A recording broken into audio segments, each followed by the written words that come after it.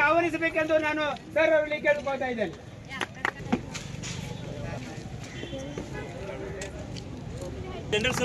ರಾಷ್ಟ್ರಗೀತ್ ಶುರು ಕರ್.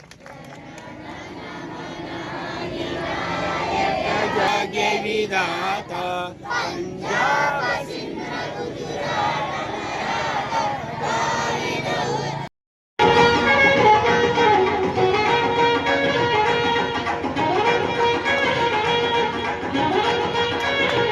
ಇರಬೇಕು.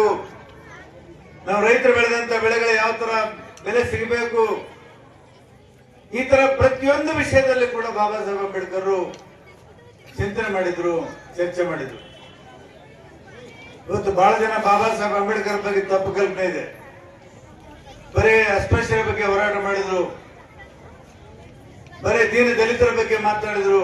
ಇಲ್ಲ, ರೈತರ ಬಗ್ಗೆ ಮಾತಾಡಿದ್ರು, ಕೂಲಿಕಾರರ ಬಗ್ಗೆ ಮಾತಾಡಿದ್ರು, ನಮ್ಮ ಹಳ್ಳಿಗಳ ಜನರ ಬಗ್ಗೆ ಮಾತಾಡಿದ್ರು, ಮಹಿಳಾ ಸಮಾನತೆ ಬಗ್ಗೆ ಮಾತಾಡಿದ್ರು, ಶಿಕ್ಷಣದ ಬಗ್ಗೆ ಮಾತಾಡಿದ್ರು, ನೀರಾವರಿ ಬಗ್ಗೆ ಮಾತಾಡಿದ್ರು, ವಿದ್ಯುತ್ ಶಕ್ತಿ ಬಗ್ಗೆ ಮಾತಾಡಿದ್ರು, ಬೆಳತಕ್ಕಂಥ ಆಹಾರ ಧಾನ್ಯದ ಬಗ್ಗೆ ಕೂಡ ಮಾತಾಡಿದ್ರು.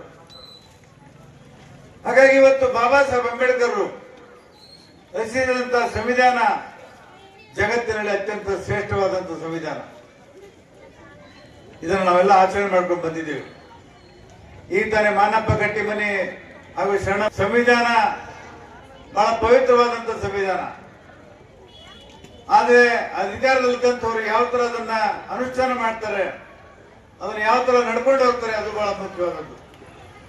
ಇವತ್ತು ಸಂವಿಧಾನಕ್ಕೆ ಒಂಥರ ಗಂಡಾಂತರ ಬಂದಿದೆ. ಇವತ್ತು ಪ್ರಜಾವಾಣಿ ಪತ್ರಿಕೆಯಲ್ಲಿ ಒಂದು ಸುದ್ದಿ ಬಂದಿದೆ, ಪರ್ಯಾಯ ಸಂವಿಧಾನವನ್ನು ರಚನೆ ಮಾಡಿದ್ದಾರೆ ಅನ್ನುವಂಥ ಸುದ್ದಿ ಇದೆ. 501 ಜನ ಸೇರಿ ಈ ದೇಶಕ್ಕೆ ಪರ್ಯಾಯ ಸಂವಿಧಾನವನ್ನ ರಚನೆ ಮಾಡಿದ್ದಾರೆ ಅನ್ನುವಂಥ ಸುದ್ದಿ ಬಹಳ ದೊಡ್ಡದಾಗಿ ಬಂದಿದೆ. ನಾನು ಹೇಳಲಿಕ್ಕೆ ಬಯಸ್ತೇನೆ, ಇವತ್ತಿನ ಸಂವಿಧಾನಕ್ಕೆ ಏನಾದರೂ ಕೈ ಹಚ್ಚಲಿಕ್ಕೆ ಹೋದ್ರೆ, ಈ ಸಂವಿಧಾನವನ್ನು ಬದಲಾವಣೆ ಮಾಡಲಿಕ್ಕೆ ಹೋದ್ರೆ ಬಹಳ ದೊಡ್ಡ ಕ್ರಾಂತಿ ಆಗ್ತದೆ, ಈ ದೇಶದಲ್ಲಿ ದೊಡ್ಡ ಹೋರಾಟ ಆಗ್ತದೆ. ಆ ಕೆಲಸಕ್ಕೆ ಕೈ ಹಾಕಬೇಡಿ. ಈ ಸಂವಿಧಾನ ಪವಿತ್ರವಾದಂಥದ್ದು, ಸಂವಿಧಾನ ಎಲ್ಲರೂ ಒಪ್ಪಂತ